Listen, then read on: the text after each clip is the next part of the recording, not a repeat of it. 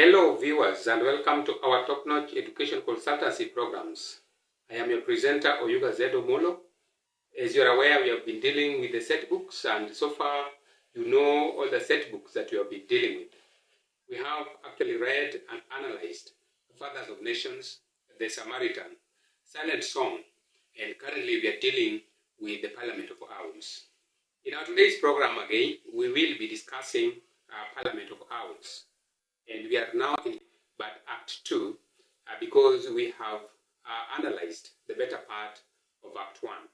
Even Act 2, we have done the first episode. That is when the Parliament of Owls was in session, and the parliamentarians were actually passing the so-called the Moonlight Bill that has gone through, and that is where we left our discussions at the other time. Now, today's program we'll be talking about the organizing of the homecoming party after the Moonlight Bill has been passed. And this one is being prepared by the so-called the Moneybag and the Red String. They have come together to organize for a celebration. That is the homecoming after the passing of the Moonlight Bill. Remember that bill has come with certain consequences, that there will be tax that will be actually charged on the birds.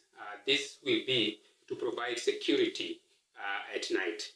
So it's got its own consequences, but again, they are determined to have a celebration because it has been passed by the Parliament of Owls. So when the act begins, or when this episode begins, we have the Moneybag and the Red Strings. They are planning a homecoming after the passing of the Moonlight Bill. They would like to enlist the services of certain birds that will help them in the organization.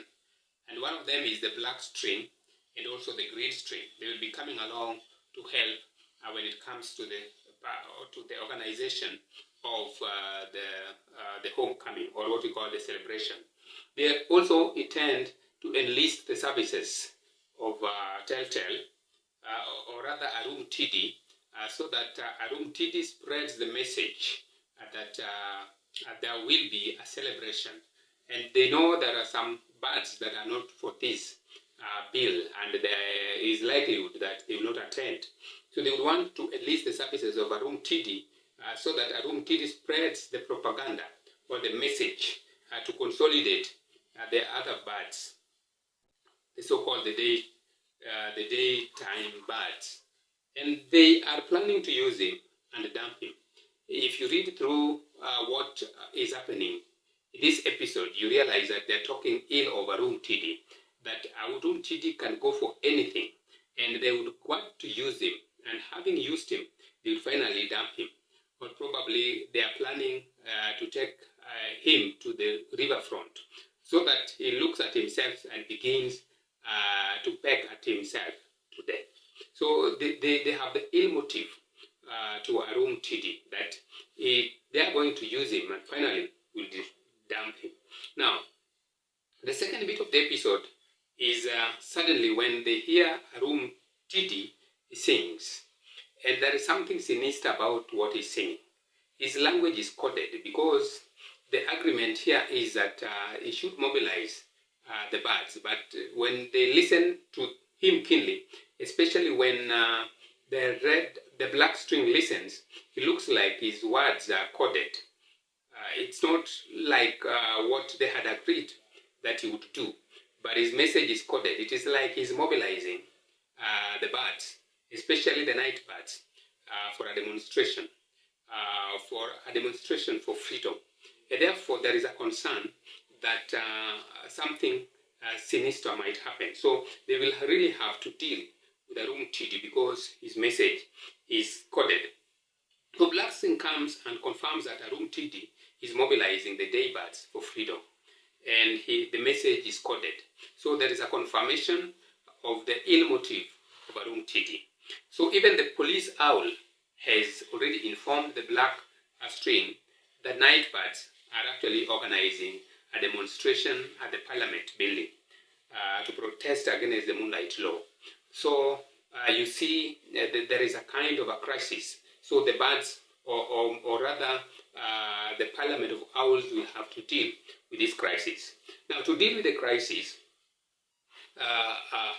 with Arum TD, the hornbill, Moneybag instructs the black string to get Telltale and bribe him with fleshy carcass. So they are going to bribe Telltale now to come over and probably salvage the situation. So they are going to use the so-called the fleshy carcass to bring him along, to mobilize the birds for the Royal Owl meeting in the evening. So there is going to be a meeting in the evening, and the person to do it will be Telltale. And remember, they had disagreed with Telltale previously. So to bring him along, it must be a case of trying to bribe him so that he also plays ball. So this happens every day in our leadership, where sometimes when they want your services, they will bribe you and you accept to be part of them. And once that happens, they dump you. Like this had happened with Telltale when Osogos were killed the other time. He spread a wrong propaganda and the Osogos were killed. Now they dumped him. And now they realize that Arum TD that they wanted really to use this time around is not for this.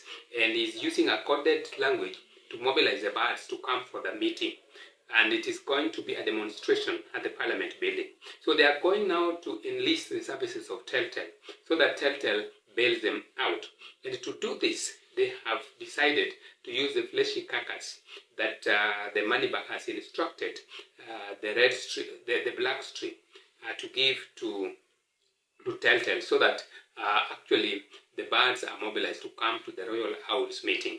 Now, Moneybag then instructs the black string to enlist the services of Olik-Tiga the bat, to bite the night bats at night if they bring any chaos. So there is every plan that they can even turn violent if the night bats don't play ball. So the first thing is to make sure that that demonstration at Parliament does not take place. The second thing is that if they become chaotic, then they are going to use the bats, or the so-called the Olik-Tiga, to bite them. Then finally, when this happens, we are told, it is revealed to us that the Royal Owl must be protected at all costs. It is for tenders. Actually, it's not for any other thing. We realize that Moneybag works for tenders. He's actually protecting the Royal Owl to get tenders. And he's saying that this time around, he'll make sure that these tenders are not given to the mistresses of the Royal Owl. So he's actually doing all these things. He's a power broker, but there is something that he gets out of it, the tenders. So he's working hard for the Royal Owl, specifically to get the tenders. So this is the episode that I wanted us to share and see what happens in Adipo Sidang's Parliament of Owls. There are so many things that are coming out. There is a theme of freedom. There is that uprising. The birds are beginning to realize that they have been taken for granted for a very long time. So there is that uprising for freedom. So you need to note that as an aspect in this text. You also need to note the bit of use and dump, because we realize that they used Arum TD and now they would want to dump him. Oh, and of course they had also used Telltale previously and dumped him after that. So we realize this is a kind of a politics of use and dump, and it is part of what is captured by Adipo Sidang in this text. So as you watch our views, our video, kindly interpret these instances to our students so that they be aware of what is happening. Remember, I told you that Parliament of Owls is a really political satire, and we must understand it from that perspective. Thank you, and may God bless you as you continue to discuss Parliament of Owls by Adipo Sidang.